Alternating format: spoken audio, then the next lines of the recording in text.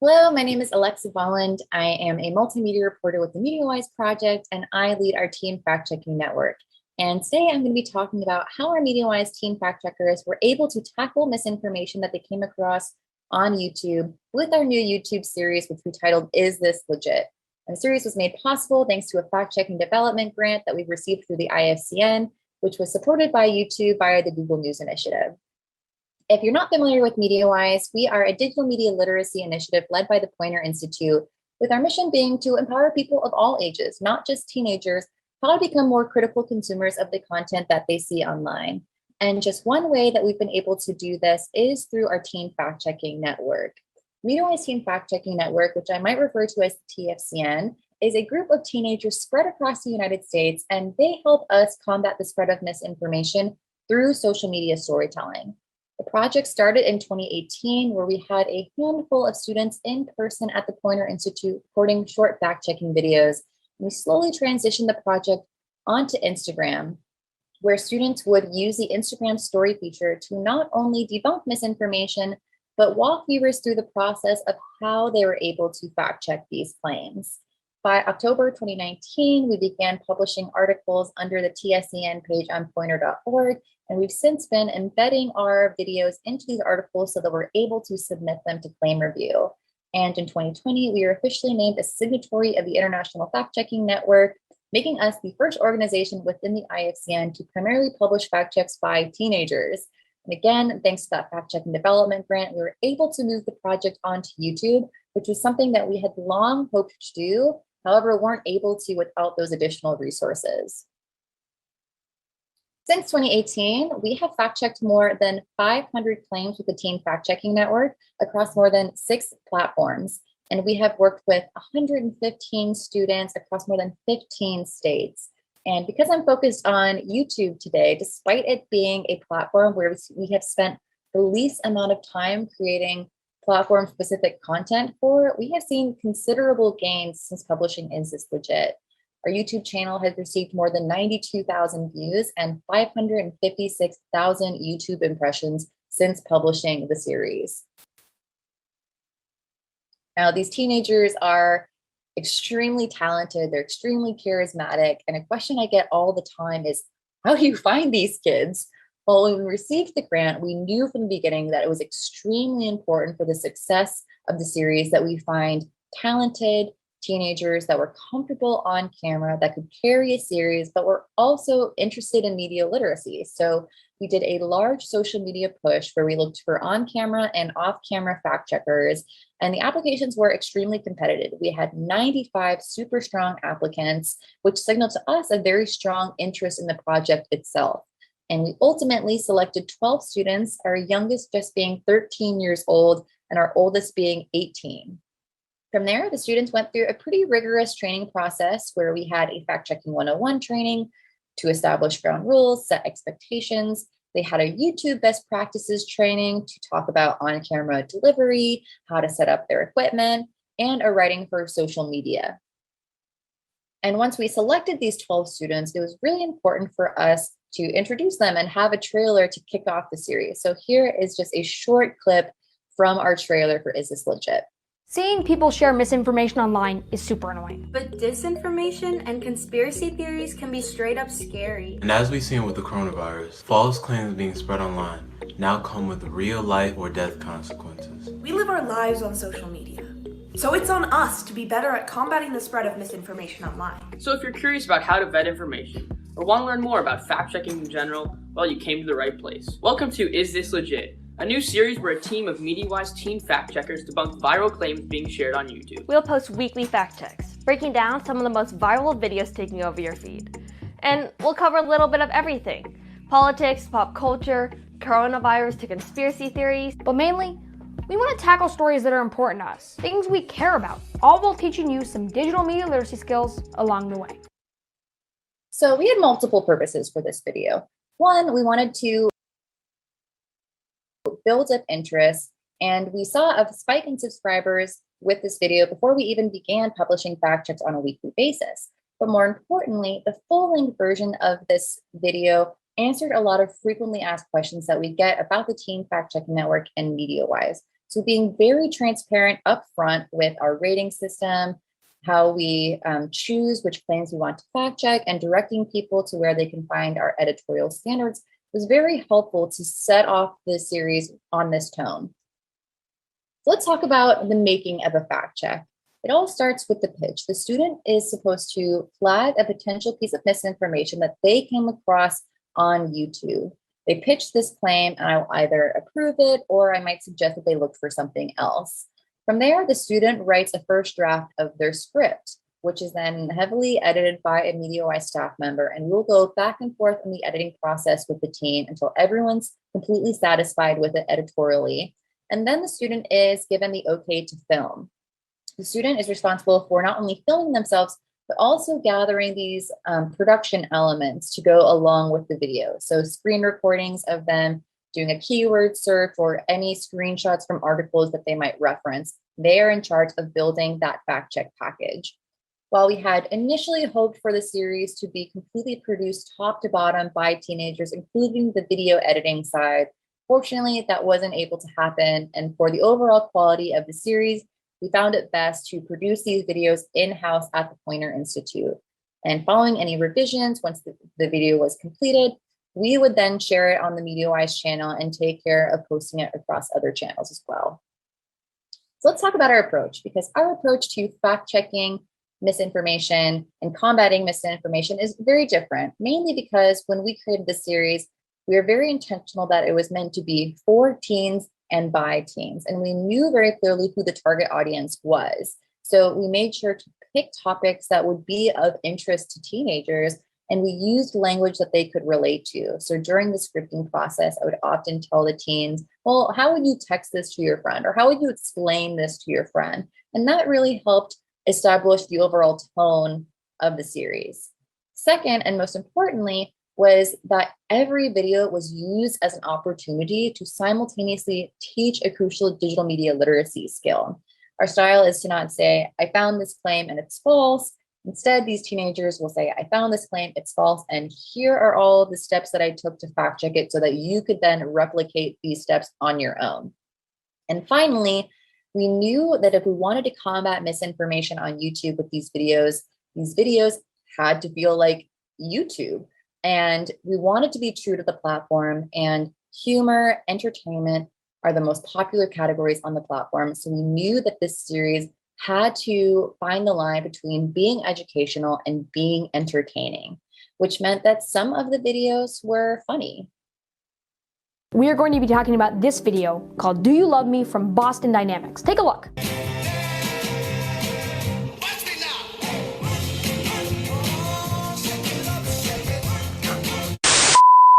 Anyways, this video has gone super viral on YouTube, racking up more than 26 million views. But it also attracted a lot of debate in the comments. Of course, there were plenty of robots are taking over commenters, but there were also a lot of people saying that this was just straight up bad CGI. So is this robot real? Time to find out, is this legit? And other videos were more serious. Today we're going to be talking about this video that went beyond viral. It supposedly shows two women being arrested at an airport for taking part in the storming of the US Capitol. Take a look.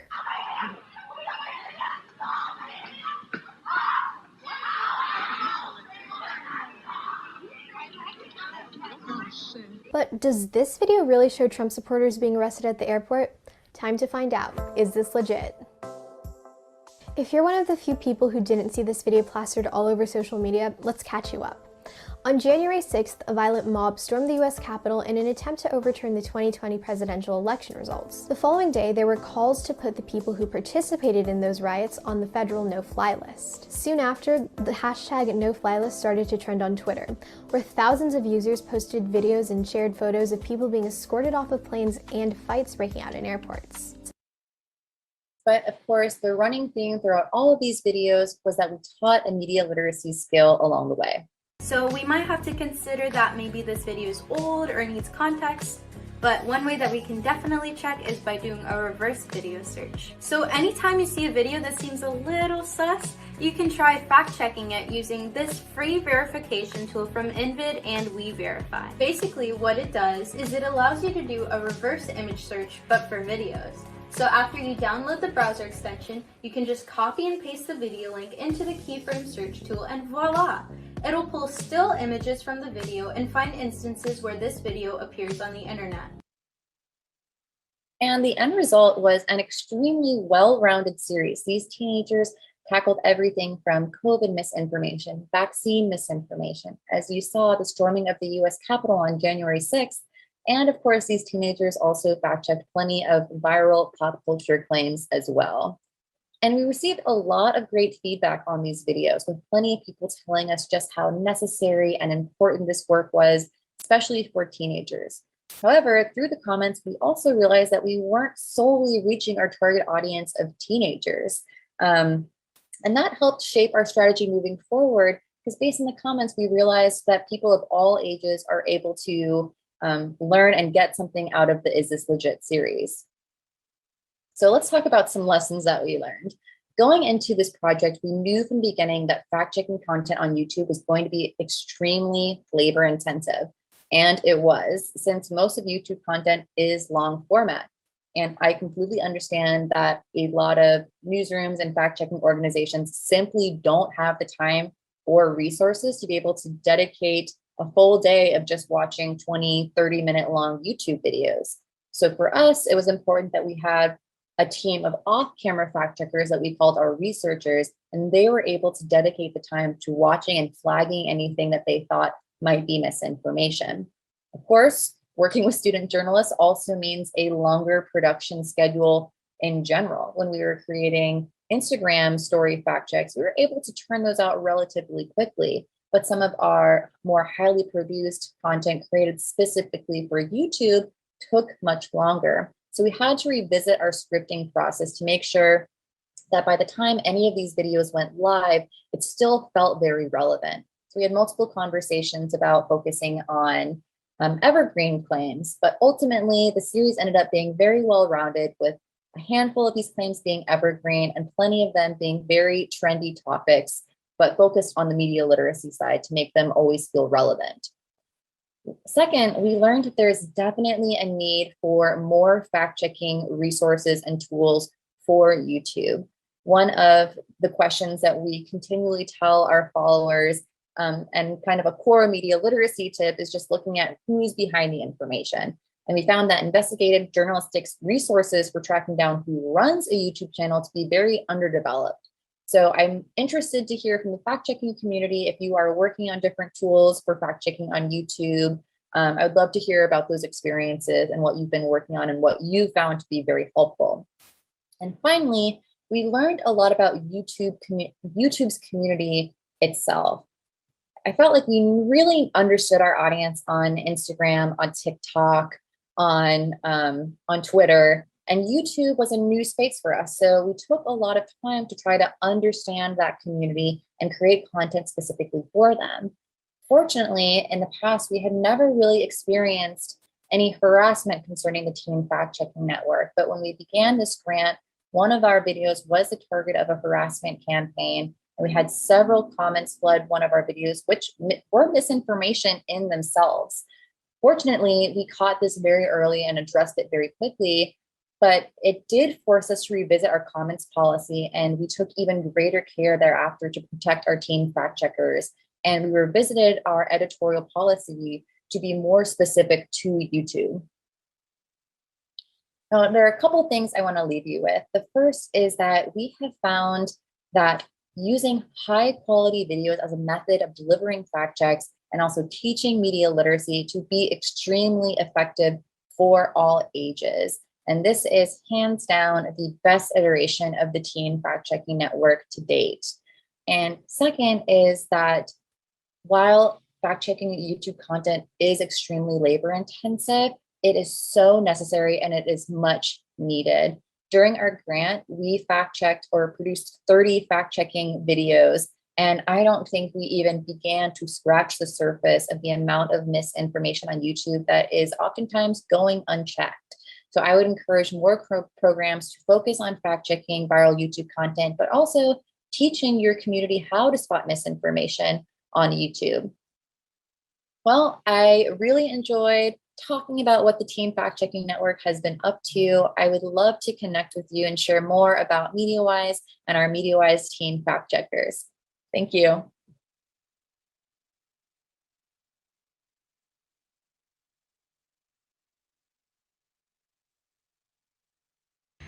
Hello everyone, we're really glad we got the opportunity to talk to you about our beloved platform called Istinomjer, which means Truth-O-Meter in English. My name is Danira and I'm project manager of Istinomjer. And my name is Dalio and I'm the editor of Istinomjer. Istinomjer is the first Bosnian political fact-checking platform that was founded in 2010. Over the past decade, we monitored the fulfillment of pre-election promises of the ruling parties in Bosnia on state and entity levels, but also we fact-checked the claims of political actors on a daily basis. To date, we have evaluated over 1,000 statements of political actors in terms of truthfulness, more than 500 statements in terms of consistency, and around 1,500 promises made by political actors besides their political programs. Also, we've been members of International Fact-Checking Network from 2017. Our daily job mostly consists of publishing and writing articles and stories about political statements and promises of public officials, and of course political parties, but we do this annual monitoring reports where we measure the accomplishments of success in terms of fulfilling pre-election promises of political parties, coalitions, and municipal mayors. We have evaluated fulfillment of pre-election promises on the state and entity level since 2008. Like Dali said, and we did pretty much every mandate since then. We plan to continue this in the future. In the last couple of years, we have also spread our research to the cantonal level. We've added specifically Canton Sarajevo, and this turned out to be one of the best decisions we ever did, because this individual government was really interesting to the general public. In addition to this, Istinomjer also does monitoring of fulfillment of pre-election promises of local government. We did this from 2008, and local level is definitely the level of government that is the most interesting to the general public, because people can closely relate to these topics.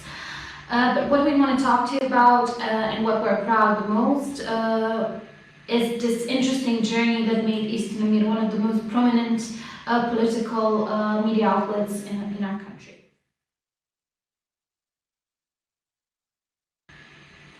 When we started the platform 11 years ago, the first report did not cause much fuss. It was a report on the fulfillment of promises at the level of Council of Ministers of Bosnia that was published before the 2010 general elections. Actually, politicians did not understand how we came to the idea of measuring their work. They even stated that we live in Bosnia and this was not Sweden and we should back off, so it was pretty difficult to cooperate with them and to communicate with them about the importance of promise tracking, actually. But since then, things have changed.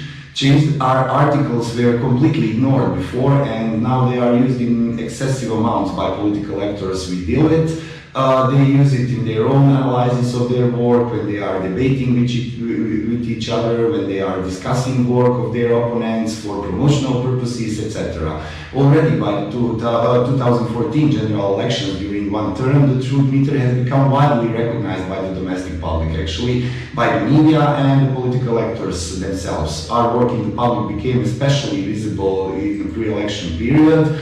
For example, at the very beginning of our work, numerous requests for information addressed to domestic institutions and political actors remain unanswered, while this is very rare today, actually. The situation today is pretty different from the beginning. Now Istinomjer has established itself as a credible and objective analyst of the accountability of public officials. And of course, pre-election promises. and we have become this important link in promoting good practices of cooperation of governmental and non-governmental sector. We also notice that there is an increase in fulfillment in the numbers of fulfilled promises in the past couple of years. In the previous cycles of monitoring, the higher government proved to be less effective than local level, and usually they did not reach 10% of the majority of their promises. They were not fulfilled. But the local level is pretty different. The majority of mayors fulfilled over 50% of pre-election promises. Some even reached 84% or 60%, etc. But the interesting thing that we also noticed is the trend of the increasement of fulfillment of promises also on the cantonal level. The current government that began work last year started realization of 30% of promises of the total 404 promises during the first 100 days of their work, and we think that their results will be really good by the end of the mandate. We also noticed that the main media has been constantly covering the work of Istinomjer, especially on monitoring of the pre-election promises. And we also noticed that we got a lot of reactions by representatives of main parties in Bosnia and Herzegovina, both governmental and opposition, leading to conclusion that really the impact of Istinomjer has raised to a significant level, and we think that we're currently influencing public discourse to a significant extent. And this impact is definitely rising.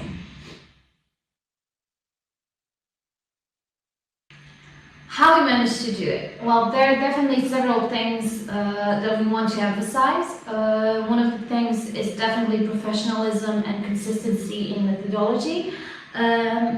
In our methodology, definitely we had constant campaigning and advocacy.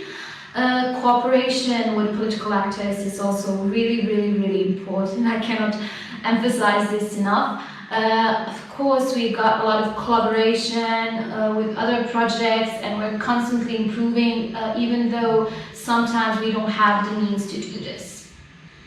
From the very beginning, we have very transparently emphasized the methodology by the standards by which we work. We have never paid more attention to a particular political side than to another, and we have always tried to remain non-partisan as possible. Our methodology, of course, changed over the years, but not in a significant sense. Changes were introduced when we needed to cover and process more potential problems and statements, and also, of course, since the scope of our work expanded, we needed adaptations of our methodology sometimes. One of the things I also mentioned is this importance of continuance. We definitely think that this is the key of our success, is the fact that we've been present in the media space for more than a decade. So some politicians thought they would not have to communicate with us, they wouldn't need to cooperate with us, but it turned to be totally the opposite. Istinomjer has become a corrective and a source of verified information, not only for the general society, but also for the media and, of course, for the politicians themselves. The members of Istinomjer team remain frequent and reliable guests of numerous media in Bosnia. Our press clipping actually confirms that the media outlets in Bosnia appreciate the work that Istinomjer does. And the numbers actually shows that over the last year and a half we had more than 400 media appearances in media.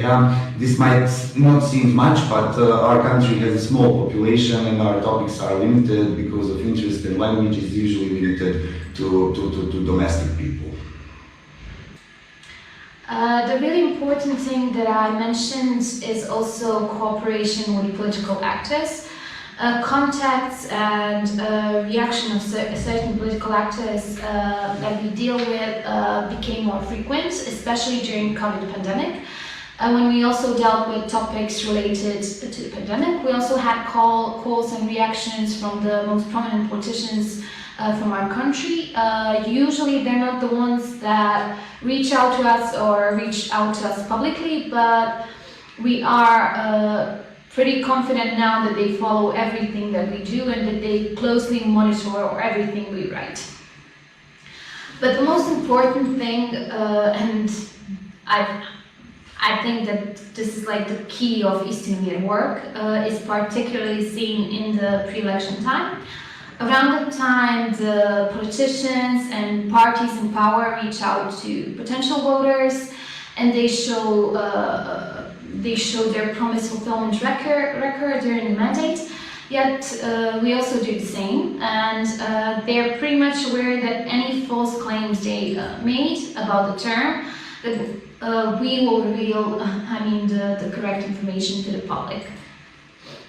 During the last campaign, for instance, we noticed more significant use of our promise tracking monitoring reports. For instance, several candidates during election debates used our reports to emphasize the lack of accountability of their opponents and the mayors that were at the power at that time.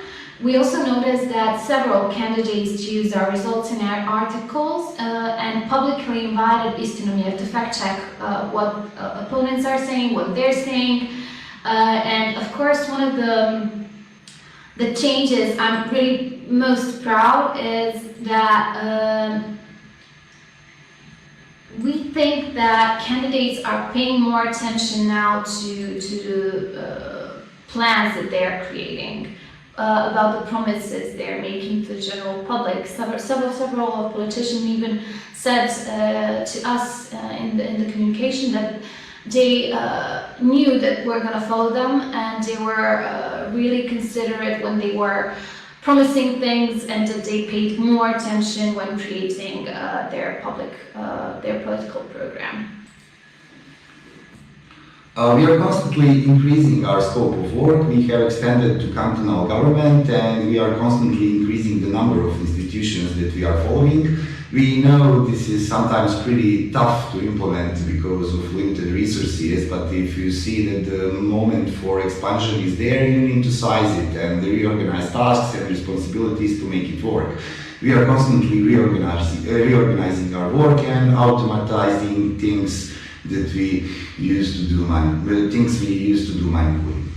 Yeah, I know this is really tough because you really lack the means to do this, but I think this was the critical thing that we did that made Istinomjer one of the biggest platforms. You know, sometimes you don't have enough people, you don't have enough money to employ more people, but you need to do this, you need to reschedule things, you need to reorganize things, to reach out to more public, to more politicians in order to create a greater impact.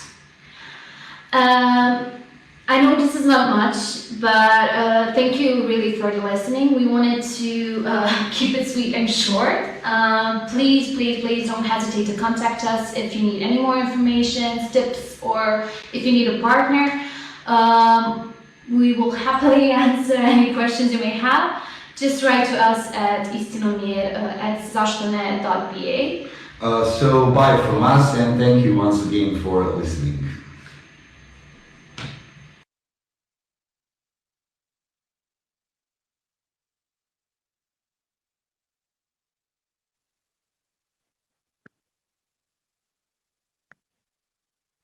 Hello everyone, my name is Sarper. I am the Social Impact Monitoring and Evaluation Expert at Teyit.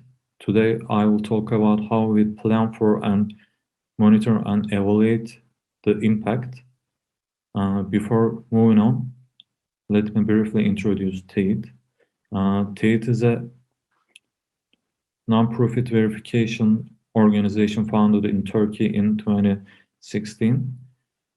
At Teyit, we work for contributing to a world where critical thinking is the common value of the information ecosystem. We are a signatory of IFCN. Although fact-checking is our main field of operation, we also conduct many other activities, such as producing podcasts, producing videos, publishing educational material about information disorder and verification, to name a few among many other activities we conduct actually. At Teyit, we consider ourselves as information activists. Of course, we do fact-checking, but beyond fact-checking, we investigate the reasons and the results of the social problems. As such, we aim to bring a change about the social problems for the good of the people who are affected by those problems.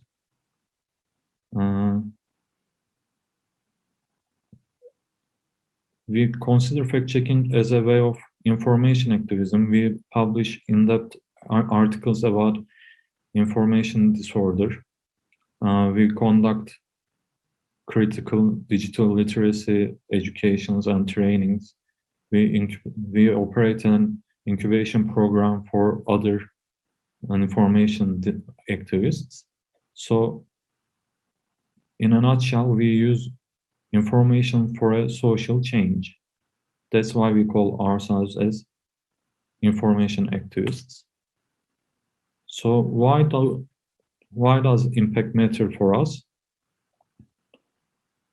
As an organization, every action we take has an effect on the society, but we don't want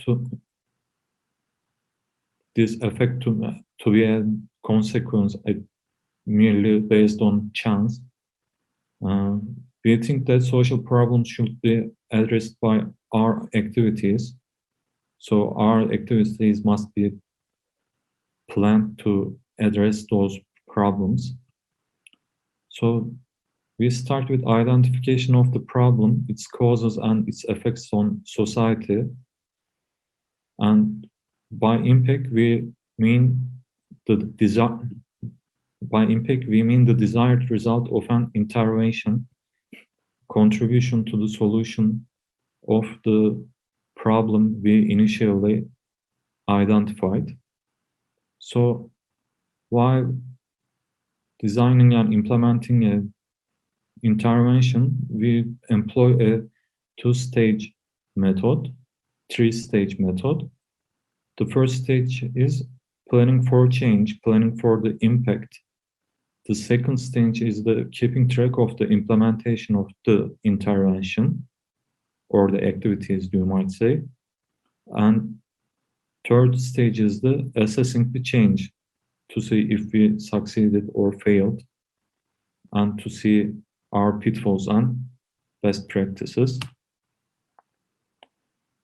The problem identification phase starts with observing the problem in a subjective manner, of course, but to turn it into an objective form, we set out all the causes of the problem. Then we map out the effects the problem has on various social groups.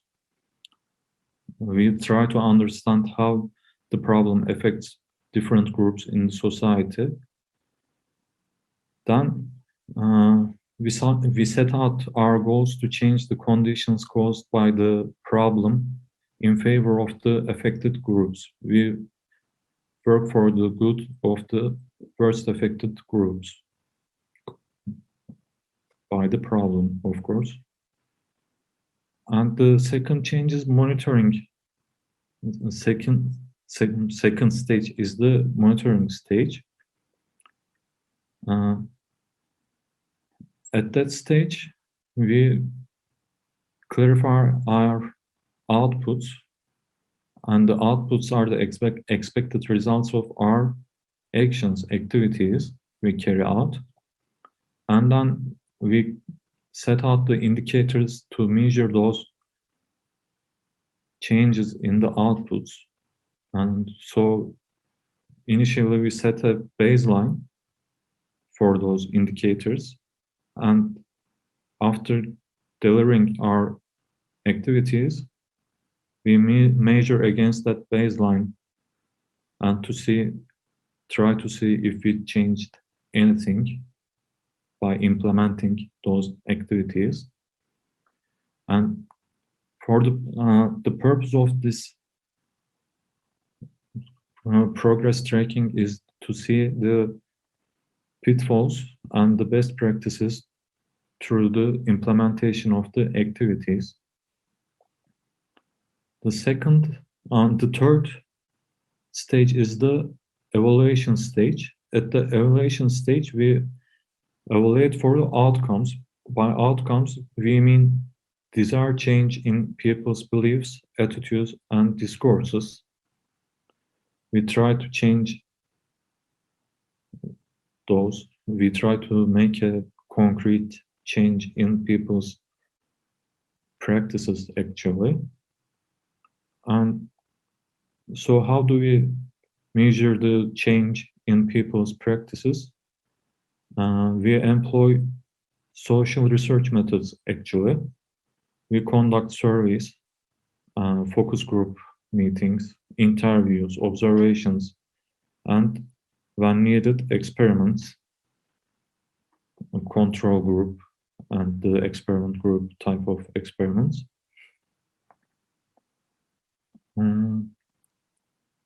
So how do we implement those rules or this methodology at Teyit? Firstly, we start with identification of the problem, its causes and effects. And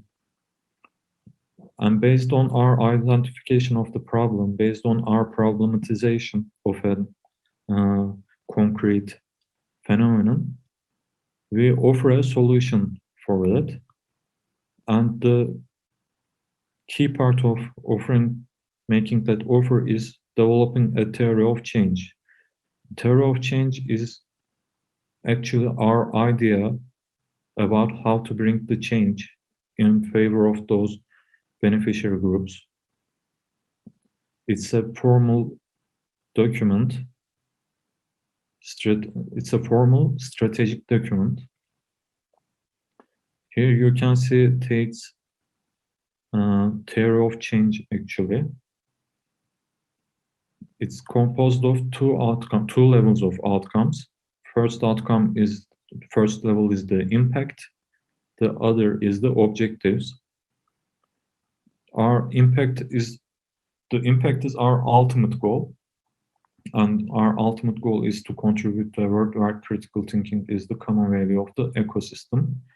To obtain that impact, we think that we need to achieve some smaller scale objectives, and there are 4 of them. The first one is building an ecosystem consciousness in all the actors in information ecosystem. The second one is creating a critical mass aware of the importance of critical thought. Third one is building mechanisms that mediate alignment at shared values. And the final one is developing sustainable and independent business models for information activists. Then we turn that theory of change, which is a strategic document, as I said. We employ it as a guideline or blueprint for the design of the interventions we carry out. There is an example from our critical digital literacy training for school teachers intervention. The ultimate goal of an intervention corresponds to a smaller scale objective that I showed earlier in that slide.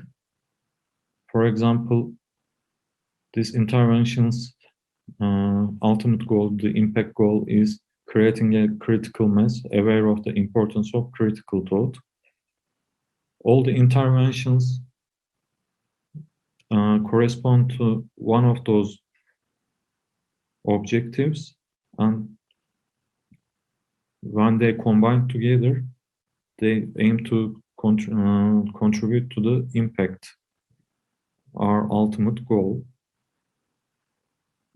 Of course, the interventions have also objectives, outputs, activities, and inputs.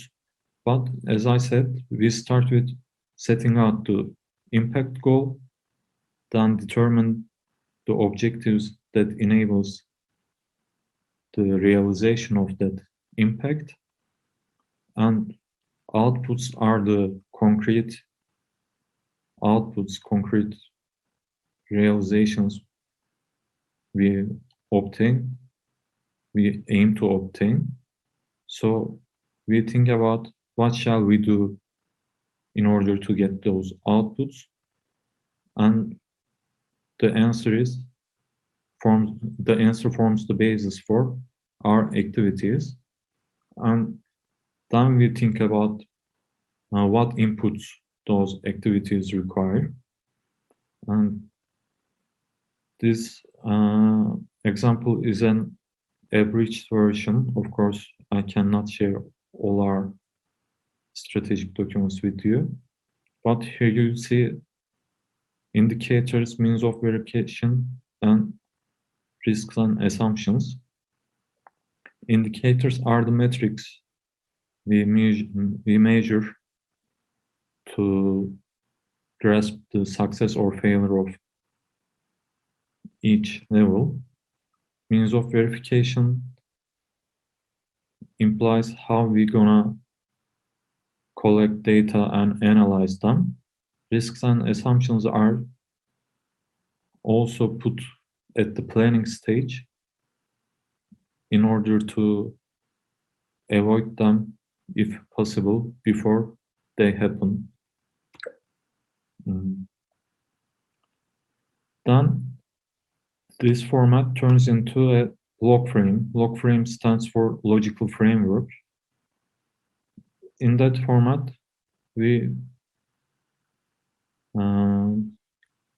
this can be a logical framework, can be considered as a blueprint for the intervention. It contains its purpose, goal, impact, its objectives, its outputs. Also, we record our indicators on that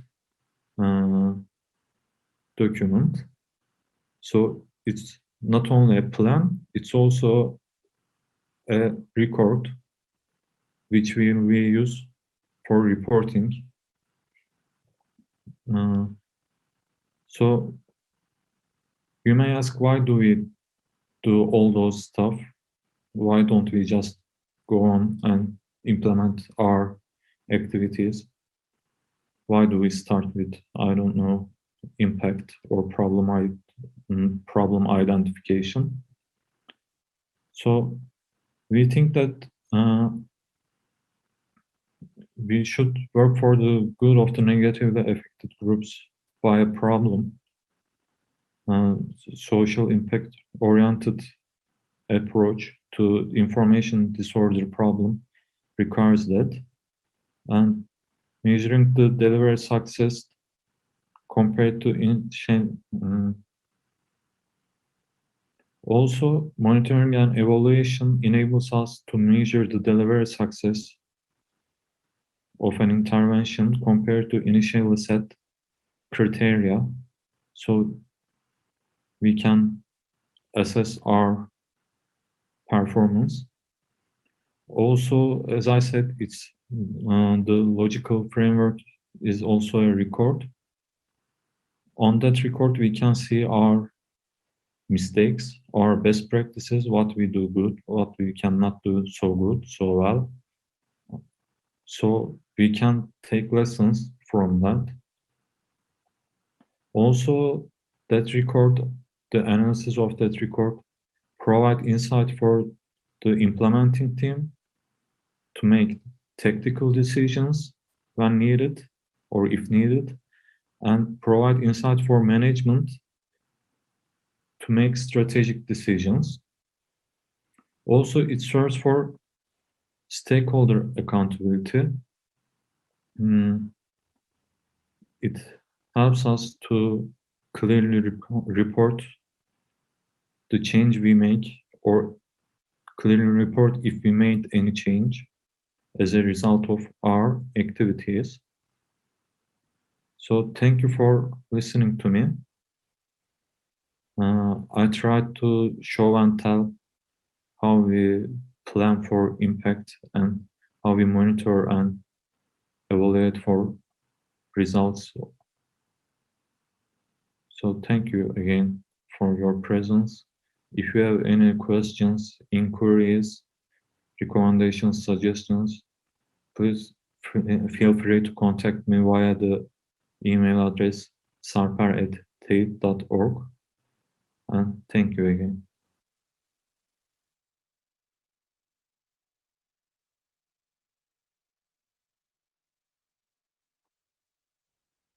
Hi everyone, thanks for tuning into this Global Fact Show and Tell. I am going to talk you through Full Fact's new formats for fact-checking project, made possible thanks to an IFCN grant last year. This session has been inspired by the Pecha Kucha format. I've got 20 slides with 20 seconds for each one, or thereabouts. It's going to help keep me to time, but it'll also make for a quick summary of a 6-month project. So I'm very happy to answer any questions if you want to get in touch with me later on. To kick things off, first let me introduce myself. This is me in happier pre-pandemic times. I'm Ross and I'm the head of communications at Full Fact. I'm very lucky to work as part of a wider team of campaigners, fundraisers and fact checkers here in the UK. Together at Full Fact, we work to tackle bad information. We do what we do because bad information ruins lives. This slide is more dramatic in person, I think. Like so many of you, we've seen firsthand how the pandemic has been impacting people since the start of 2020. We've watched how people's worries and concerns have evolved in comments on our social feeds, in incoming inquiries through our WhatsApp helpline, and in newly emerging false claims. Back in March 2020, our team's focus was on spurious coronavirus cures or prevention techniques. At the turn of the year, though, the focus shifted to vaccines. With so many of these questions or claims, we had or worked to get the answers here on our website. Full Fact is known for our high quality, thorough, at times lengthy, fact checks. And as the pandemic hit, in the comms team, we wanted to build on this hard work to increase the reach and accessibility of good information. We wanted to use different types of format to reach more people, grabbing their attention as they scrolled their social feeds or thought about what to listen to of a lockdown evening.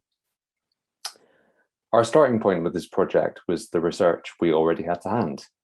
In the last few years, Full Fact, along with Africa Check and Chequeado, have worked to build the evidence base around bad information and how fact-checking can be most effective. That meant we didn't have to start scoping from scratch. We already had a variety of different findings put into action in our comms, from how to phrase headlines to different use of imagery. As a quick aside, we've made these top-line findings available as a simple checklist for fact-checkers, journalists, and newsrooms. You can find this document on our website. So one of the findings we were particularly keen to explore in this project is the use of real faces and voices in communicating good information, and particularly in building trust among audiences. We thought this insight could immediately help to improve some of the content we were already producing at Full Fact, because we have a team with faces. Promoting our media appearances, for example, Full Fact is regularly invited onto TV and radio to talk about our work, and these moments give us another opportunity to share our most timely fact checks. Even for radio appearances, we worked with show producers to make sure we had video captured, which we could then repurpose and promote on our social media channels. Last autumn, we launched the second series of the Full Fact podcast, inviting experts to talk through themes such as conspiracy theories and vaccine hesitancy. We also produce a weekly Fact Blast digest every Friday, making our checks more accessible and easily consumed in a short 1-minute summary. Being able to speak directly to our listeners, especially during a particularly isolating time for so many of us, has definitely helped us build a closer relationship with our subscribers and supporters. All that said, we aren't the only ones using audio and video online. We've increasingly seen over the last 12 months or so misinformation spread by influencers in short video clips. So as part of this project, we started using a new split screen format to tackle these videos, challenging misleading or false claims one by one, source by source. As much as we were keen to explore video in this project, we also thought there was more we could do in our existing graphics, especially tailoring them for certain platforms. We converted our existing newsletter, for example, into an easy swipe through carousel for Instagram. And similarly, we wanted to try and grow our audience using simple, eye-catching imagery and copy, using paid ads to reach people who feel strongly about misinformation without necessarily knowing about full fact. That is yet. So what went well? Lots of it, actually, far more than I can summarize in 20 seconds. To pick a couple of examples, media appearances with video clips, for example, often outperformed more straightforward link shares on Twitter. Our podcast was downloaded by tens of thousands of people every episode. But the stat that I found really encouraging was that 80% of listeners were listening to entire episodes at a time. That's a time commitment we don't see with other types of fact check content. I also think it's worth highlighting our split screen format that I talked about briefly earlier as especially successful. One video we produced which challenged an online influencer's use of vaccine and coronavirus misinformation has had well over 700,000 views at this point, far more than the original video.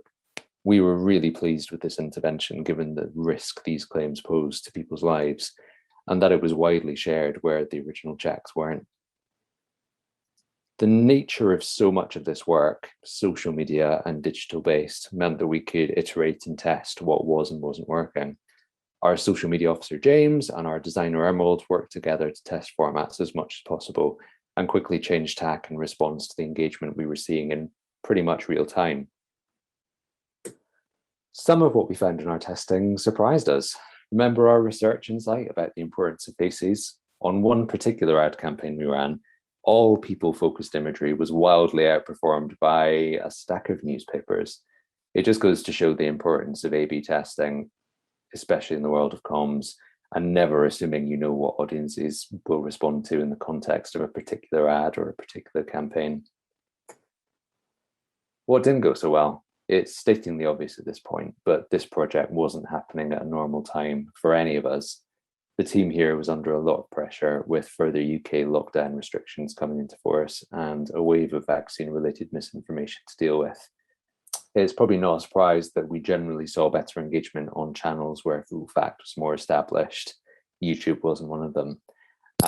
Although it's probably worth mentioning that since we reported on this project, one of our YouTube videos has since had more than 100,000 views, which really just goes to show the longevity of longer form video work, especially as different themes or topics trend or fall out of relevance. It's one we're going to keep an eye on. Finally, what next? It goes without saying that we'll keep testing and reiterating our social formats. That's just part of the comms job. But we're also really keen to go back to exactly where we started, the core full fact check. We've seen plenty of examples where an adapted graphic version of a claim conclusion has done really well on social, and we'd love to use those insights to encourage more engagement on fact checks themselves, embedding what we know works on social onto our website, which is where so much of our audience is currently at. Thank you all very much for tuning in. I just about followed the Pecha Kucha code, even if I did use that last GIF twice. I'm sure that's fine. I'm sure no one's going to rat me out. I hope you all find this an interesting and potentially helpful for your own comms work. As I said at the start, I'd love to hear from you. Drop full fact a line on any one of our usual addresses on the screen now, or talk to me direct. I'm at ross.haig@fullfact.org or _rosshaig on Twitter. Thank you for your time. Thank you to the IFCN for their support, and a big thanks as well to everyone at my fantastic team for their work on this project. It was a lot of fun, and I think it's going to make a big difference to our work in the future.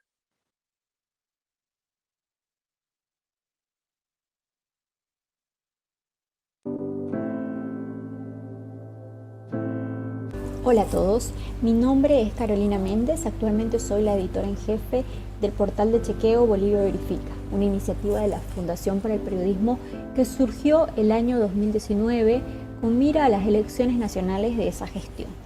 En esta oportunidad quiero compartir con ustedes cómo se han configurado las olas de desinformación en Bolivia, oscilando entre elecciones y pandemia. Como ya les anticipé, nuestro proyecto surgió el año 2019.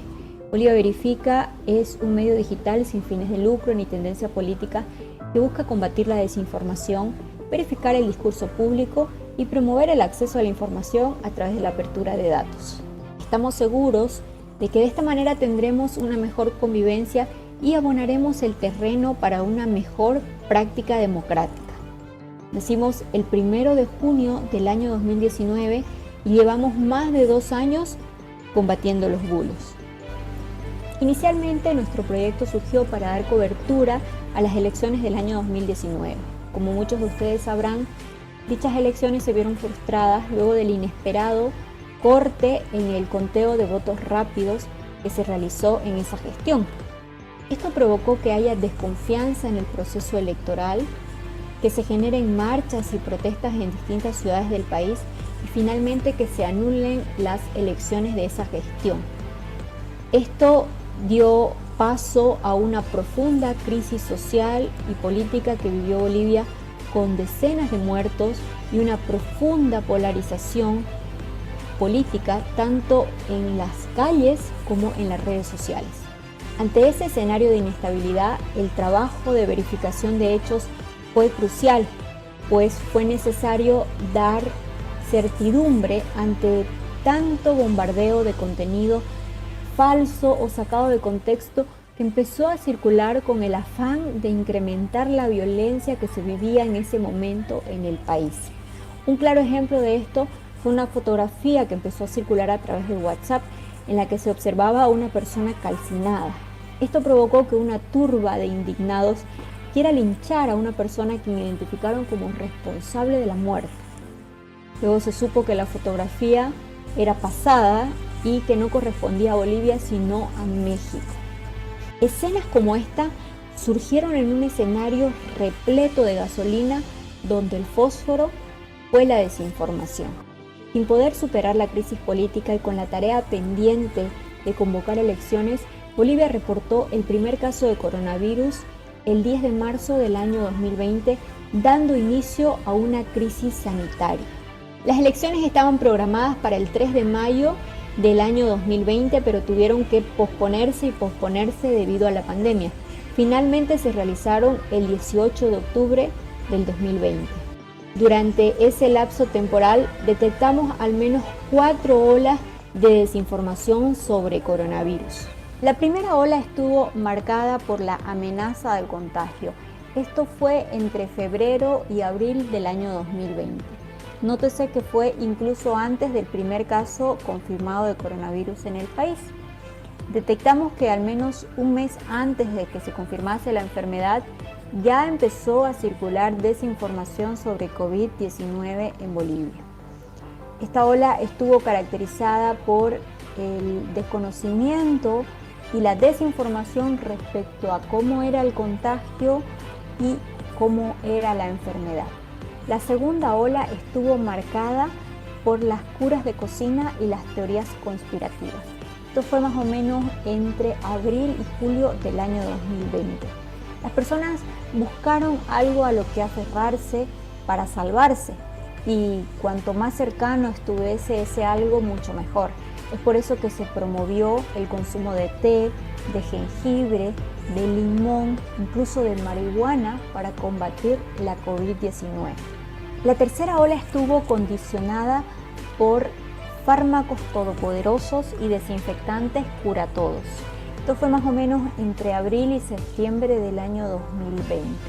Tanto fue así que se promovió el consumo de estos productos que no tenían aval científico como si fuesen la cura para el coronavirus. Incluso autoridades y candidatos promovieron el consumo de los mismos. Tal fue el caso de la ivermectina y el dióxido de cloro. La cuarta ola, la más larga de todas, se caracteriza por el multiformato de mensajes antivacunas que empezaron a surgir aproximadamente entre diciembre del año 2020 y lo hemos visto durante todo lo que va del 2021. Desde que la vacuna te convierte en hombre lobo hasta que es la marca de la bestia. Fueron algunas de las consignas que escuchamos de aquellos quienes se opusieron a la vacunación colectiva, atentando así contra las políticas públicas del país. Esta situación motivó a que Bolivia busque trabajar en conjunto con la Organización Panamericana de la Salud para tener acceso a expertos en el desarrollo de vacunas y a especialistas en otras campañas de vacunación con el fin de dar certeza a la población. Según el monitoreo que hicimos en BoliviaVerifica, solo el mes antes, el mes durante y el mes posterior a las elecciones, el tema de coronavirus prácticamente desapareció. En redes sociales el tema se redujo casi a cero. Los usuarios estaban más involucrados con la disputa electoral. Esto porque no se había conseguido superar la crisis política en un año en Bolivia. Lo grave fue que hubo mucha desconfianza ante el proceso electoral en curso. Tanto fue así que detectamos que el segundo actor más atacado durante la campaña electoral, el segundo actor más atacado con desinformación, no fue un candidato, sino el propio órgano electoral que llevó a cabo las elecciones. Esto conllevó a que mucha gente incite a otras a no asistir a las urnas para no participar ante la desconfianza de un posible fraude electoral. Por ello fue vital el trabajo de verificación de información, pues disipamos rumores como que el voto rural vale más que el voto urbano o que había servidores extranjeros para contabilizar los votos del interior de Bolivia. En estos 2 años de trabajo de BoliviaVerifica tuvimos 3 procesos electorales. El frustrado proceso del año 2019, las elecciones generales del año 2020 y finalmente las elecciones locales del año 2021. Todo esto en un escenario de pandemia por coronavirus. Fueron momentos difíciles, pero creemos que el trabajo de verificación de información fue crucial, fue muy importante, tanto para los medios de comunicación como para los usuarios en redes sociales. Para cerrar, quisiera dejar algunos apuntes sobre lo aprendido. En todo este año aprendimos que la desinformación es en realidad un correlato de lo que está sucediendo en la realidad y que es reflejado en la coyuntura mediática. Notamos que quienes comparten desinformación tienen predisposición a hacerlo en todas las áreas, tanto así que quienes compartieron teorías conspirativas sobre la pandemia, en gran medida también compartieron teorías de un supuesto fraude electoral en Bolivia, y lo gracioso fue que los mismos compartieron la idea de un supuesto fraude electoral en las elecciones de Estados Unidos que se realizaron con posterioridad, pero muy cerca a los comicios de octubre del 2020 en Bolivia. Finalmente aprendimos que el trabajo de fact-checking es crucial en este inmenso universo de contenido. Durante estos 2 años hemos aprendido muchísimo, pero lo más importante, estamos seguros de que nuestros lectores aprendieron junto a nosotros. Ahora la mentira y la desinformación no tiene cabida tan fácil. Ahora los bulos no pasan tan desapercibidos. Muchísimas gracias por su atención. Si usted desea saber más sobre el trabajo de BoliviaVerifica o conocer más sobre la crisis social, política o sanitaria que vivió Bolivia, puede contactarse con nosotros a través de nuestro correo electrónico.